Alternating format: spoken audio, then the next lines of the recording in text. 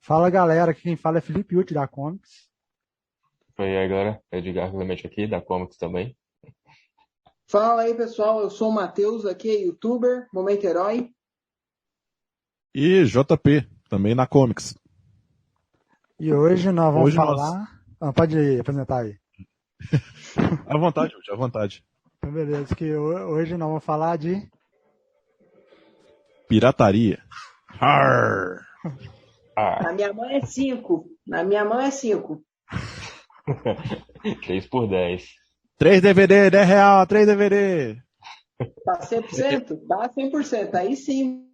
É o único mercado que não desaquece. É incrível Pirataria como é não que é conseguem pirataria, não. vender DVD até hoje, mesmo não tendo ninguém mais tendo DVD Eu praticamente. vou falar uma coisa. Estou achando jogo de PlayStation 2 por R$80 pirata. Ô, louco. Velho, quem nunca? Quem nunca? Jogos de videogame são muito caros, velho. Tá muito caro isso aí. É, mas eu tô falando de pirata, velho. 80 conto um jogo pirata. Tipo, Ué, só porque isso o prensado não é bonitinho, assim, velho. Nem deve vir uma capinha bonita e tal, mas ainda assim, piratex. Ô, Uti, mas o que é pirata? Pirata é aqueles caras que ficam com tapa-olho, um pé de madeira. E o jogo pirata é o quê?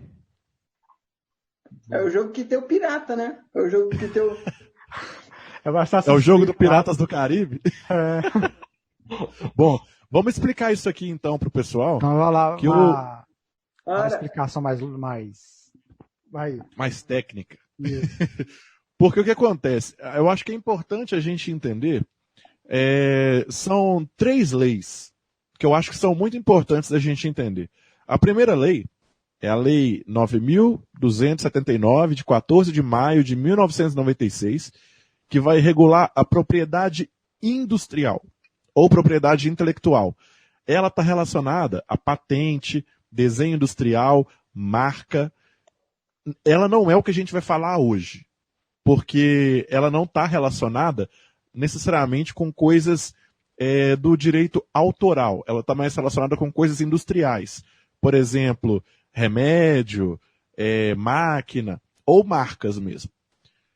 E aí, nós temos a Lei 9.610, de 19 de fevereiro de 1998, e essa sim regula o direito autoral.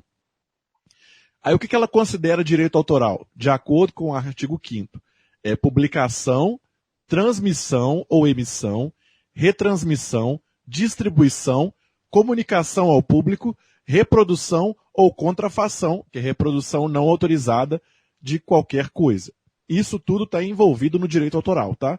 Então, ou seja, nós vamos fazer uma publicação, tipo uma revista, publicar alguma coisa, transmitir ou emitir, que é o caso de televisão, onda de rádio, internet, retransmissão também está aí.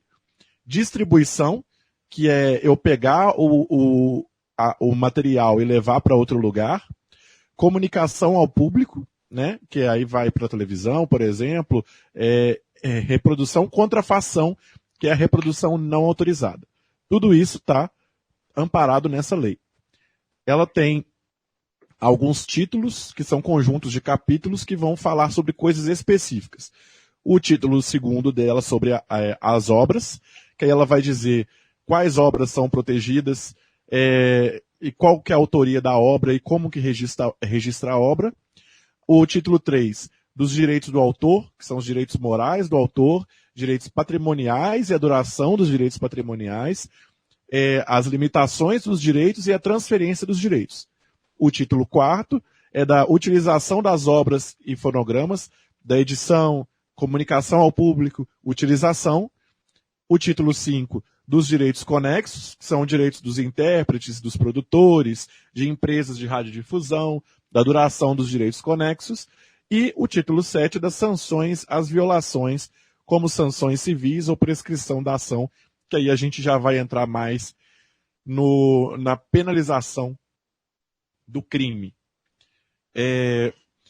Eu acho que é interessante a gente falar também que tipo de obras são protegidas pela propriedade intelectual. Porque, pelo direito autoral, desculpa. O direito autoral, porque tem algumas obras que elas não são protegidas por essa lei.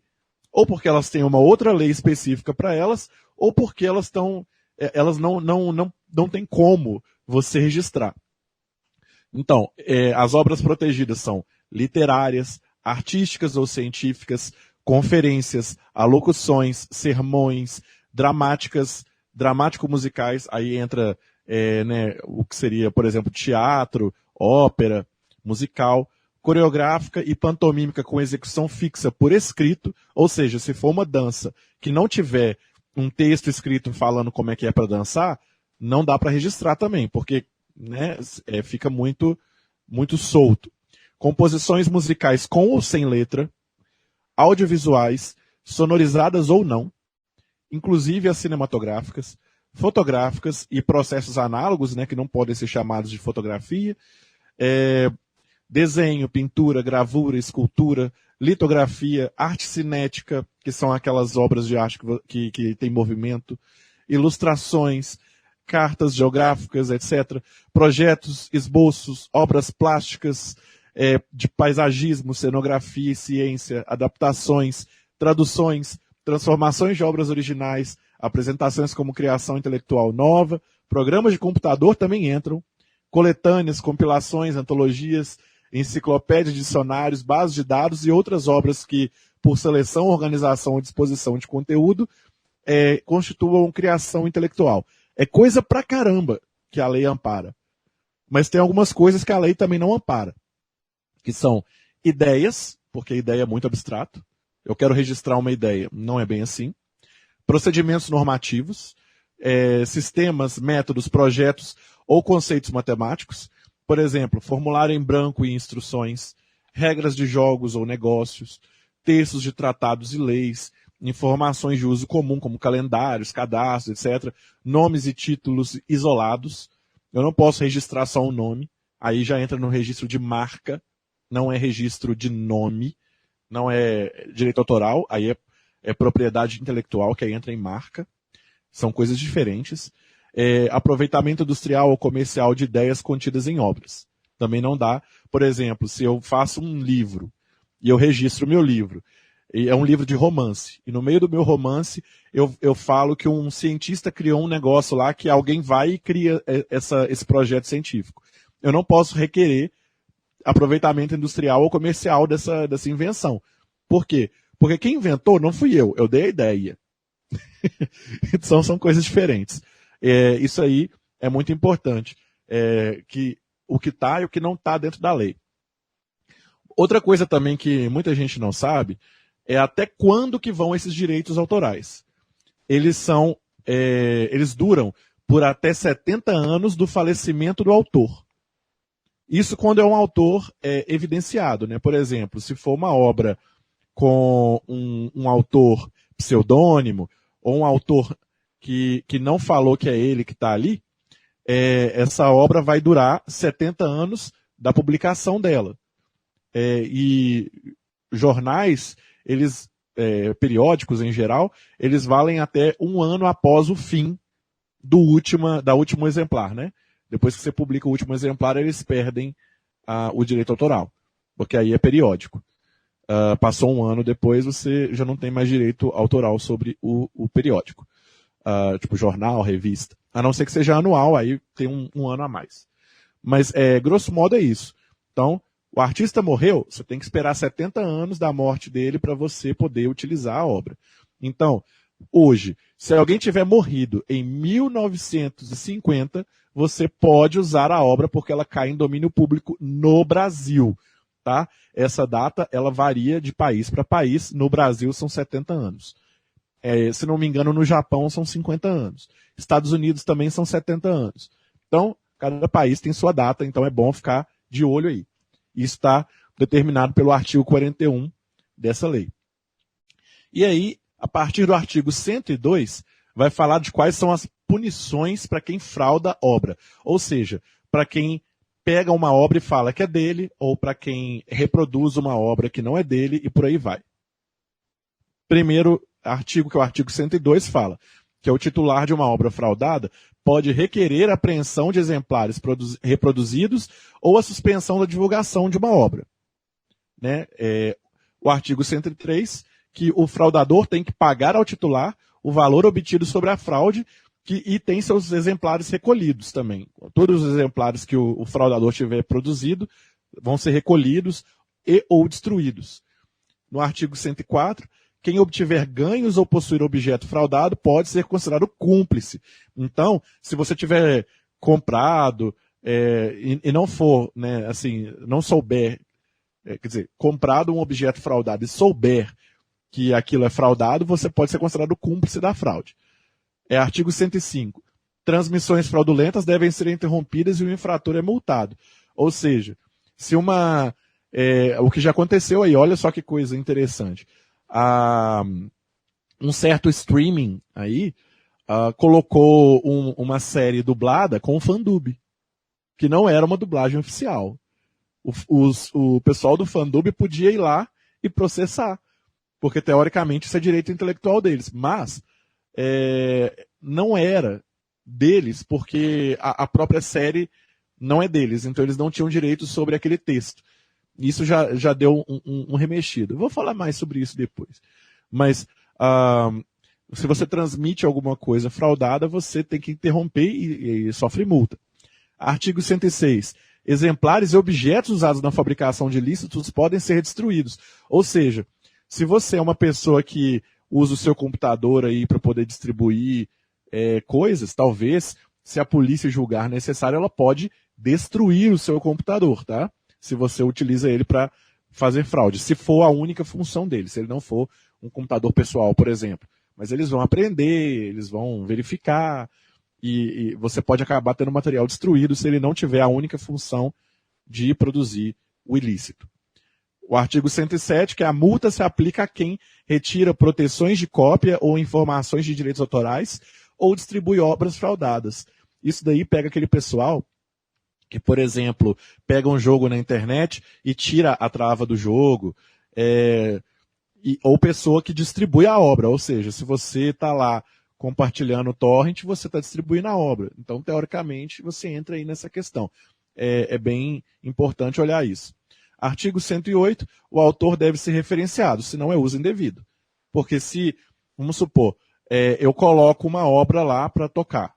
Se eu não falo que aquela obra é do artista tal, eu estou roubando a obra dele. Eu tenho que dar o crédito. Então, pessoal aí que pega imagem na internet para poder fazer camiseta, cuidado. Né? Ainda mais o pessoal que tira a assinatura do autor. No artigo 110, proprietários e gestores de estabelecimentos também são cúmplices dos espetáculos fraudulentos. É aquela coisa, se uma banda for tocar em algum lugar e eles não tiverem aprovação, eles não pagarem os royalties da música, etc., os proprietários e gestores do lugar também são culpados, são cúmplices. E aí, nós temos a Lei 10.695, de 1º de julho de 2003, e essa sim vai definir a pirataria. Na verdade, ela vai pegar alguns decretos que já tiveram antes, lá dos anos 40, 1940, e ela vai dar uma repaginada nesses decretos para que eles possam ser mais claros na hora de descrever a punição. E aí eles pegam o artigo 184 de um decreto, que foi publicado lá nessa época que eu falei, que é violar o direito do autor, envolve pena de detenção de 3 meses a 1 ano ou multa. E aí nós temos o parágrafo 1º que vai falar, se a violação por reprodução total ou parcial com fins de ganho pessoal, sem autorização do autor, a pena vai ser de reclusão de 2 a 4 anos e multa. E no parágrafo 2º fala que a mesma pena se distribuir, alugar ou vender a obra. No parágrafo 3º, se o oferecimento ao público for mediante cabo, etc., ou seja, pessoal que lança um canal de TV a cabo que não paga os direitos do autor, não referencia os autores e entra naqueles crimes que estão definidos lá na outra lei dos direitos autorais, pena de reclusão de 2 a 4 anos e multa. E no parágrafo 4º, aí ele vem resguardar isso que foi adicionado lá em 2003, que não se aplica essas multas e as penas em caso de limitação de direito do autor, ou seja, o que está definido lá naquela outra lei sobre limite do direito do autor, até onde o direito dele não vai, ou em cópia única sem fins lucrativos para o uso do copista. Ou seja, se eu tirar xerox de um livro para eu usar, não distribuir, não vender, não é crime. Não aplica pena. É crime se eu obter ganho. Isso de acordo com a lei brasileira.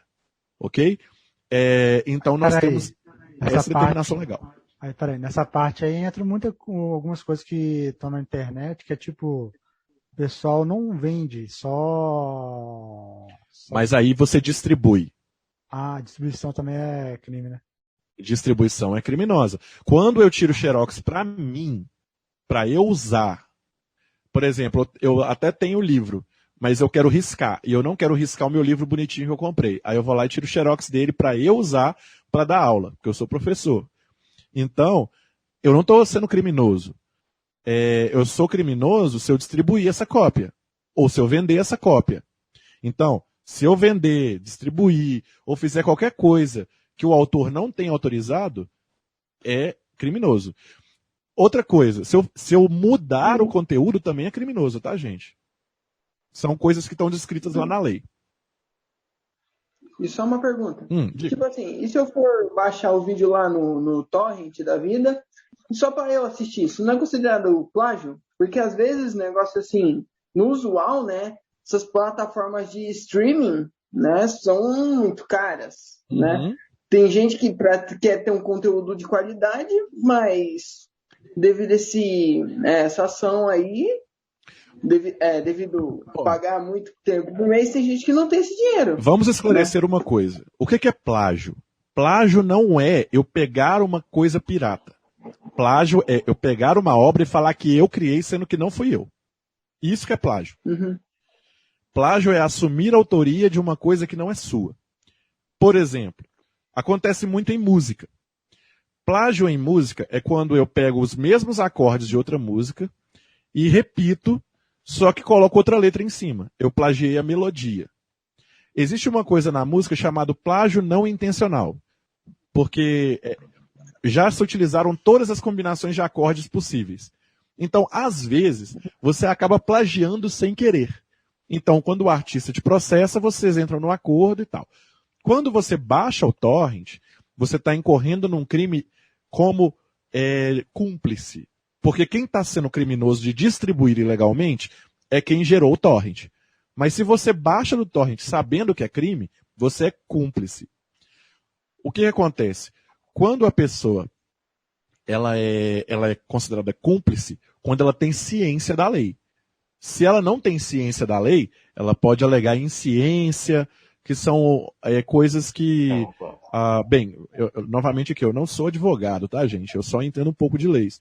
Então, um advogado pode te instruir melhor a respeito disso se você incorrer nesse problema, que está acontecendo muito aqui no Brasil, inclusive, com umas empresas mandando cobranças de R$3.000 para quem baixou alguns filmes. Tá? Isso aconteceu este ano. O que acontece? Tá agora isso. Pois é. Então, o que acontece? Você é cúmplice quando você sabe que é errado e faz. Porque você sabe que aquela obra ali ela não é original e tá... porque você está infringindo os direitos do autor. O autor tem direito de receber por aquela obra, por aquela venda. E tem um terceiro lucrando em cima da propriedade intelectual alheia, propriedade autoral alheia, sem pagar os royalties devidos. E isso que é criminoso. Mas se você tá ok com isso, então você é cúmplice, entendeu? É mais ou menos nesse sentido. As plataformas de streaming são caras porque elas pagam esses royalties. Entendi. É que assim, né, eu do Momento Herói, né, fazer a parceria aqui, eu falo assim, vivo brincando que isso nerd no Brasil tá muito caro. Sim, sim. E as coisas são muito caras. Negócio de streaming, você tem que ficar antenado todo o tempo. Também é a mesma coisa do cinema. Cinema, você vai gastar... vamos supor, você vai sair para ver o Vingadores Ultimato. Se for pagar um ingresso, sai 20 conto. E se for, vamos supor que você compra uma pipoca da vida aí, uma pipoca, um refri, sai, dependendo do como, sai 50. Quando você vê, você gastou R$70. Você tá pagando meia? Porque o ingresso de cinema 20 conto eu não vejo há muitos anos. Exemplos hipotéticos, faz tempo que eu não vejo, não vou no cinema, né? Faz tempo. Atualmente nem cinema tá tendo. Nessas horas eu tá... compro Cocaritana no Araújo. Você está certo a respeito dessa questão dos valores, mas aí a gente tem que lembrar outra coisa, né? Que o valor ele não tem nada a ver com a lei. A lei ela foi feita para resguardar uma pessoa ou grupo, enquanto o valor ele é uma prática de outro sistema, né? Que é o sistema econômico.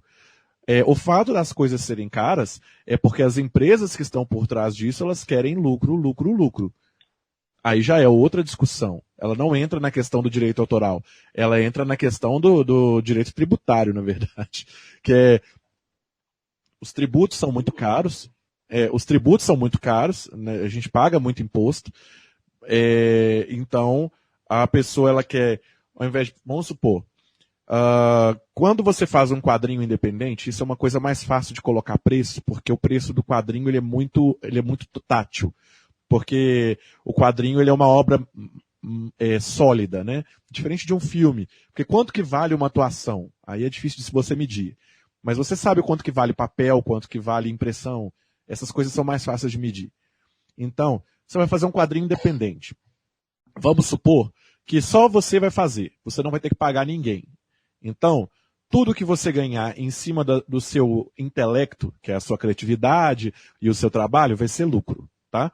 Nós não vamos remunerar o seu trabalho nesse exemplo. Você vai precisar de pagar o quê? O papel e a impressão.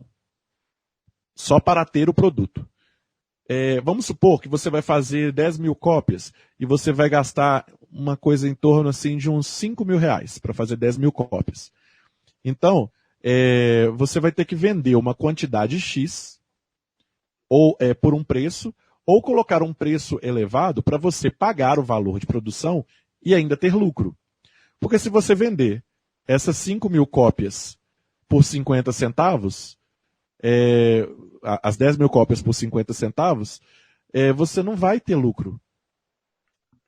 Vai ter prejuízo. Entendi. Essa é a questão. Mas assim... Só que o problema é que quando você faz, vamos supor que o valor de um quadrinho seja R$1. Se você vende esse quadrinho por 2, você está tendo 100% de lucro do preço do quadrinho. Sim. Então, já é um valor muito alto. Apesar de que R$2 é um preço baixo. Mas vamos supor que o preço de custo do quadrinho seja R$20. Você vai conseguir vender um quadrinho por 40, sendo que ele é independente? Difícil. Mas uma empresa grande, que produz muito mais do que você, ela consegue vender o quadrinho dela por 40, só que ela consegue também abaixar o preço de custo de R$20, ela consegue abaixar para 10. Então ela vai ter um lucro de 30, enquanto você conseguiria só ter um lucro de 20. E aí você tem esse problema. Quando o cara é independente, ele vai querer vender prejudicando o lucro dele. E aí ele vai ter que abaixar o preço, porque ninguém conhece o quadrinho dele. Ele abaixa lá para 30 e tem só R$10 de lucro. Beleza. Mas ainda assim é difícil de vender. Mas a grande empresa que vende a 40 e tem R$30 de lucro, ela vai aumentar o preço dela, porque ela sabe que se ela aumentar, a pessoa vai continuar comprando. Porque ele tem um valor agregado que chama, eu quero ter aquele quadrinho. Porque ele é famoso. É isso. É isso que é o capitalismo. Ele não tem nada a ver com lei. A lei é só para proteger que tanto a empresa que faz o quadrinho gigante, quanto o cara que fez o quadrinho independente, eles têm os direitos deles resguardados para que ninguém vai lá e copie aquele quadrinho e fale que é dele, sendo que não é, ou que reproduza aquele quadrinho, coloca na internet e tal, e o autor deixa de ganhar em cima. Compreendo. Mas mesmo assim, né, é um bagulho que é frustrante, porque porque assim, né, eu não tenho muito acesso a plataformas de streaming. Comecei a ter vira e mexe, comecei a ter ano passado, devido à pandemia e tal, a gente tinha que se distrair, né? Uhum. E assim, vendo que, lançou aí um monte de série nova de super-herói, não pode falar marca aí, que senão você se lasca, né? lançou um monte de série nova de super-herói que atinge um conteúdo e você fica interessado nisso. E, pô, por mais que você não tenha dinheiro e tal, você fica interessado em assistir. Você que gosta de super-herói, você fica interessado em assistir. Só que assim, eu entendo que tem gente que precisa lucrar, né? Tem gente que precisa pagar funcionário no fim do mês, precisa pagar o ator que fez o negócio, tudo. E precisa pagar quem criou a série, né? Só que assim, é uma coisa que, tipo, é frustrante. É frustrante e irritante, assim, você usar desses meios, assim, tudo bem que eu considero escuso, mas é um meio que é acessível para a pessoa. Não tem o que falar, é acessível de certa forma, né? Então, aí você entra numa outra questão, que é a questão do mercado e o porquê que a pirataria existe, né? Bom, por que a gente pirateia as coisas? Exatamente para todo mundo ter acesso a essa mercadoria que todo mundo quer ter, mas que nem todo mundo tem condição de pagar. É o mesmo motivo, pelo menos, por exemplo, pelo qual você tem pirataria de roupas de marca. É uma coisa que tem. Por exemplo, você sabe quanto que custa um tênis daquela marca baseada na deusa da Vitória?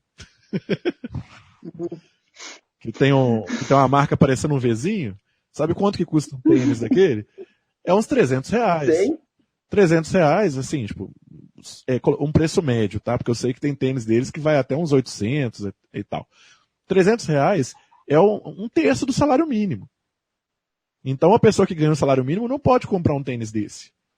Mas a empresa alternativa, para não falar nome de países também, a empresa alternativa, ela produz visualmente o mesmo tênis, com insumos de qualidade inferior, geralmente, né? Porque ela não tem o controle de qualidade que essa marca tem, com preço muito abaixo do da marca. Então ela vai produzir o mesmo tênis, vamos supor, por R$80. E R$80 é muito mais dentro do orçamento do que os 300. Mas é criminoso. Eu acho que eu tinha visto, não é que essa é outra empresa alternativa, que monta o tênis dessa empresa de like, aí da marca. Aí assim, a outra essa empresa grandona aí de tênis só coloca a marca dela no tênis, a empresa alternativa pega e vende aquelas que não receberam a marca. Não tem isso também? Tem, mas isso daí é outra coisa. Isso daí é mercado paralelo, não é pirataria, é diferente. Né? Porque aí você não está... aí você já entra naquela questão lá que eu falei que a gente não ia trabalhar hoje, que era propriedade intelectual, né? Que já entra o protótipo do tênis. Aí eles estão pirateando o protótipo, não tem a ver com... Tipo, eles estão pirateando design, é outra coisa. Então eles estão pirateando não a marca, não estão pirateando a propriedade intelectual no sentido artístico, mas no sentido de produto. E aí é outra lei, não é igual, tá? Já vai para aquela primeira lei lá de patente, isso que eu estava tentando lembrar, patente. Se a empresa ela patenteou aquele design, a outra empresa não pode usar. Por exemplo, se eu falo que o meu tênis tem o Flip Jump Extra Plus Master Duper Super na sola, a outra empresa não pode lançar o mesmo nome. Ela tem que falar que é o saltitante pulinho refrescante da sola. Aí pode. Mesmo sendo a mesma tecnologia praticamente, porque às vezes você pode utilizar aquela tecnologia, ela é aberta, né? Vamos supor, é uma tecnologia aberta que você vai e comprou aquela tecnologia do autor dela, você pagou aquela patente, você pode usar, mas você não pode dar o mesmo nome. Se a patente do nome é da outra empresa, entendeu? Entendi.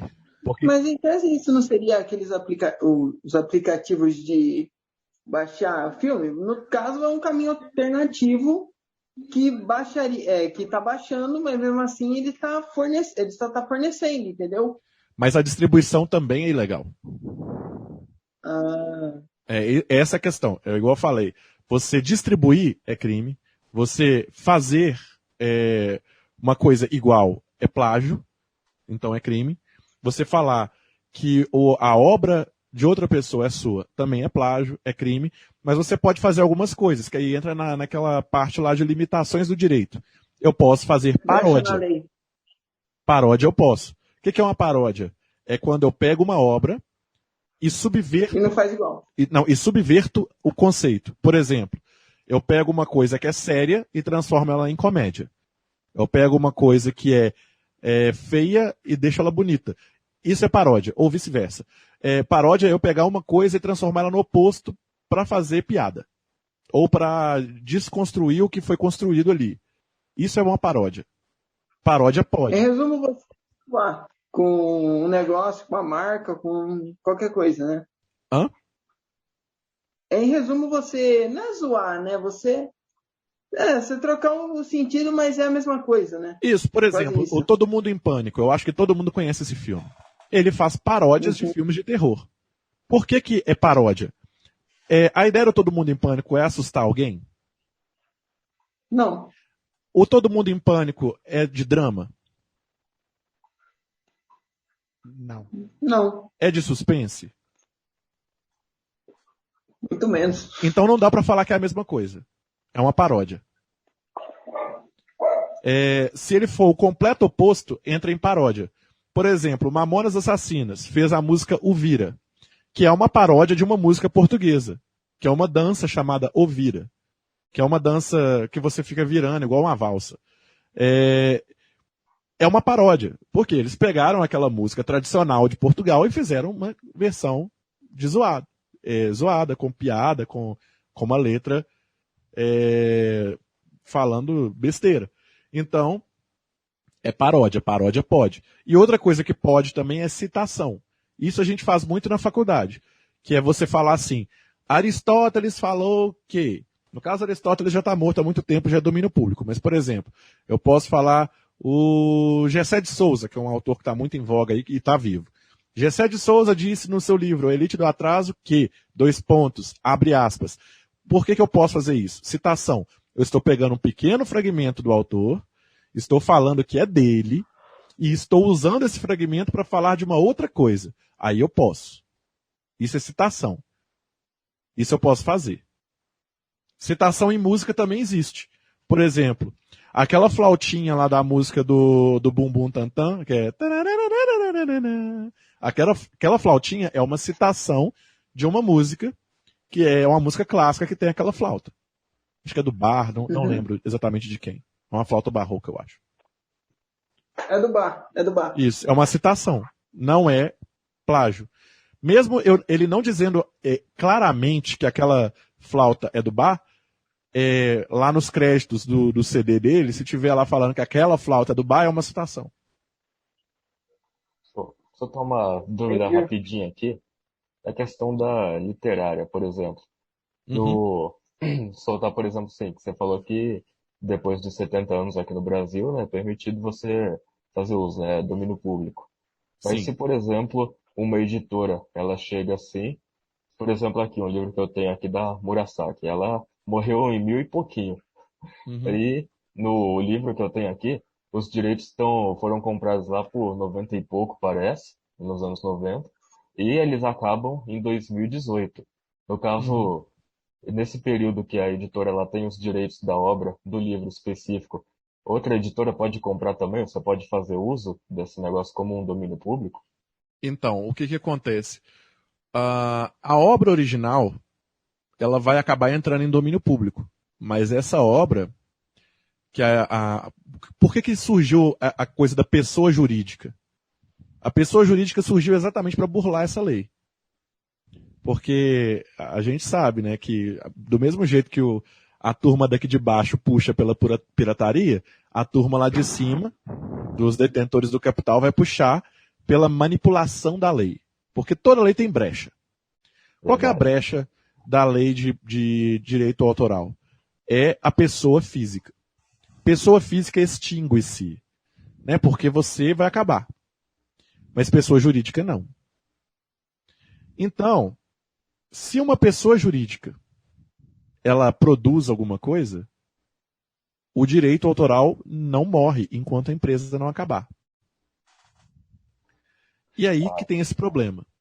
Eu acredito que, isso aí já tem que olhar com o advogado, eu acredito que, especialista em direitos autorais, que quando uma empresa compra o direito autoral de um autor, ele tem um prazo de vigor, ele não é para sempre.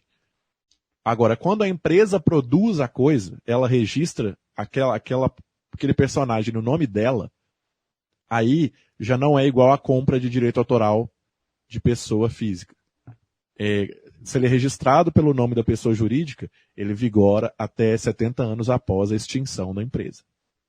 Não, agora tudo faz sentido. É por isso que se criou a pessoa jurídica. Embora assim, a Disney tá aí fazendo os paranauê dela para impedir que o Mickey caia em domínio público. Porque... Exatamente, porque o Mickey ele foi criado, se não me engano, antes de existir pessoa jurídica. E aí ele pode cair em domínio público. Porque ele foi requerido pela pessoa jurídica da Disney. Isso é, se não me engano, tá? Eu posso estar equivocado aí. Ele foi adquirido pela pessoa jurídica da Disney e eu acho que por causa disso ele tem um limite de tempo que ele pode perdurar no nome da Disney. E aí ele pode eventualmente cair em domínio público. Mas o que aconteceu, por exemplo, com a compra da LucasArts pela Disney é que os direitos de Star Wars agora são da Disney. Da pessoa jurídica Disney. Eu já estou falando de marca, pode soltar o rodo então agora. No caso não, agora a gente está falando de coisas específicas. Aí sim, eu não falei nome de algumas coisas antes para não... Porque eu estava sendo crítico. Agora eu não estou sendo crítico, eu estou sendo meramente explicativo. Uhum. Entendeu. Tudo depende do contexto. Também eu vejo aqui que, né, a lei é imparcial até certo ponto, né? Ela protege mais, ela protege quem tem mais dinheiro, né? Obviamente, né? As coisas são feitas por caras ricos, né? Que querem lucrar mais. E aí as coisas são... Olha, eu vou fazer uma ressalva aqui que é importante. Na sua fala. A lei, ela é imparcial. Ponto. A aplicação dela que não é. É diferente. Porque se você olhar o texto da lei ele é imparcial. Porque se a gente começar a falar que lei é parcial, aí a gente vai começar a duvidar do direito, assim, de duvidar das leis e querer descumprir todas as leis. Eu acho que isso não é um bom caminho. Isso não é um bom caminho. Entendi. A diferença está em quem tem dinheiro para interpretar melhor a lei. Na verdade, a lei, o trabalho do juiz, por exemplo, é interpretar a lei. Só que quando você tem dinheiro, você acaba corrompendo, né, a quem interpreta a lei. Ou você consegue pagar mais advogados para convencer um juiz de que aquela lei ela deve ser feita assim ou assado. E quando você tem muito dinheiro, você consegue também convencer políticos a promoverem legislarem, né, outras leis que te favoreçam, mesmo que elas continuem sendo imparciais. Por quê? A lei de direito autoral, ela continua sendo imparcial. Mas porque existe pessoa jurídica que a lei parece não ser imparcial. Porque quando você registra algo em nome de uma pessoa jurídica, esse algo não se extingue.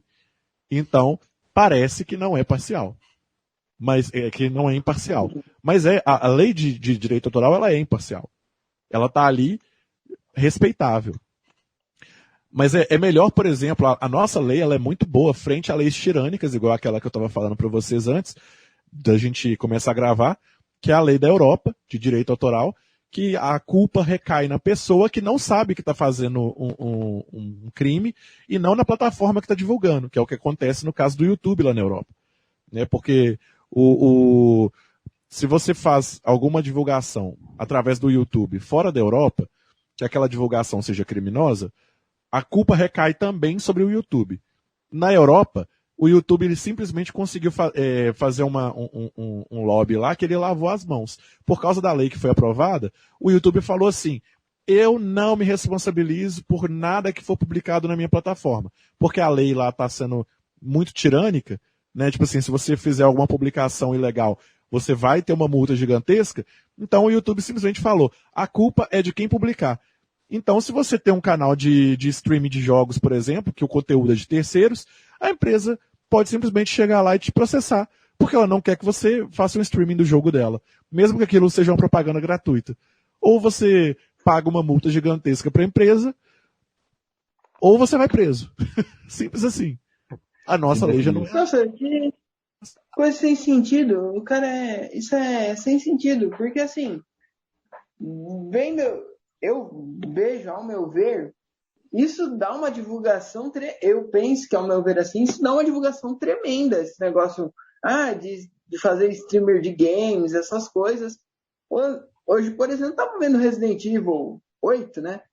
E, pô, vi e queria jogar. E, mano, isso aí dá uma baita divulgação. Mas tem uma coisa que está resguardada na lei, que é o seguinte. O direito do autor inclui, se o autor não quiser divulgar a obra dele, em hipótese alguma, esse direito está resguardado. Ele não precisa divulgar. Ele pode fazer a obra só para ele. É direito dele que aquilo não venha a público. Então, se uma empresa não quer que o jogo dela seja divulgado, ela tem esse direito. Faz parte do direito de propriedade. Por que esse direito é importante? Vamos supor que você escreveu uma carta. Uma carta de romance, de declarando seu amor para sua amiguinha do pré-primário e guardou. Você é o autor dessa carta. Aí, seus pais acham essa carta e acham uma fofurinha que você escreveu e resolvem publicar um jornal. Só que aí, todo mundo vai passar a te zoar porque você escreveu aquela carta super melosa lá quando você estava no primário lá para sua amiguinha. Aí, é todo direito seu de mandar retirar essa carta do jornal, de processar seus pais por uso indevido. Entendeu? Você pode fazer isso. É para isso que existe esse direito. É para te resguardar caso alguém faça mau uso da sua obra.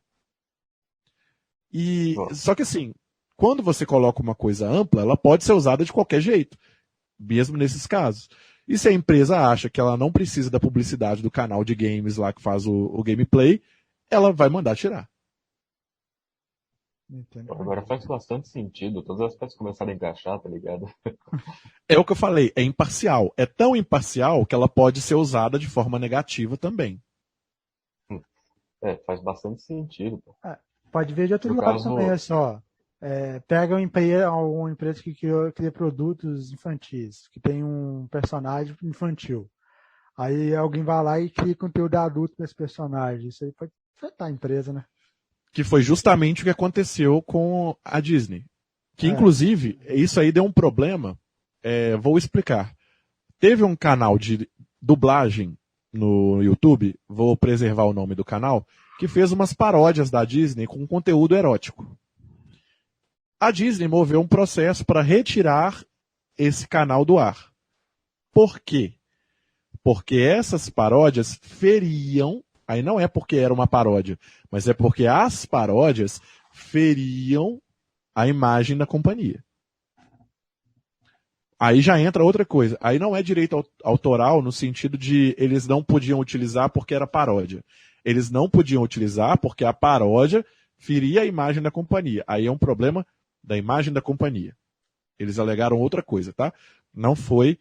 Então, não multaram o cara por fazer paródia. Mas mandaram tirar porque aquilo ali estava sendo visto como difamação. Entendeu? Então, por exemplo, se alguém pega uma obra sua e usa para te difamar, para digamos assim, para denegrir a sua imagem, você pode pedir para tirar do ar, porque você é o dono da obra original. Fala assim, olha, não curti, isso é ofensivo demais. E se a lei julgar que compete, eles podem pedir para tirar do ar. Sem multa nem nada. É só tirar do ar mesmo. No caso de conteúdo voltado para a área erótica, assim, normalmente é caracterizado como paródia, não é? Então, foi paródia.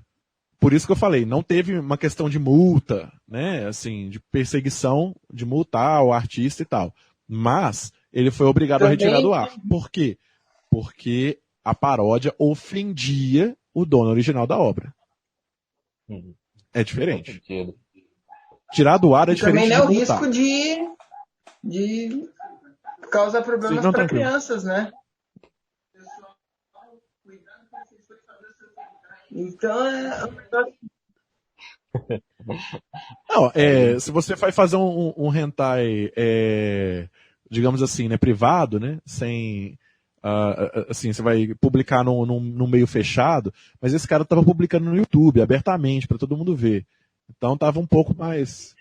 E, inclusive podem aparecer crianças, né? Acho que foi justamente por isso que eles correram, né, pra essa é uma das evitar. alegações, entendeu? Porque se ele tivesse divulgado isso, por exemplo, num programa que passa às 2 da manhã num canal de TV fechada, era uma coisa. Mas divulgar no YouTube, entendeu? É No por isso que caso, ele por ser teve que um tirar. lugar aberto que caracterizou como difamação, né? Foi denegriu a imagem da companhia, né? Então ela pediu para tirar. Faz Mas é sentido. outra coisa. Né? Não é direito autoral. Aí não envolve, não é infração de direito autoral. Aí não envolve multar o cara, nem nada.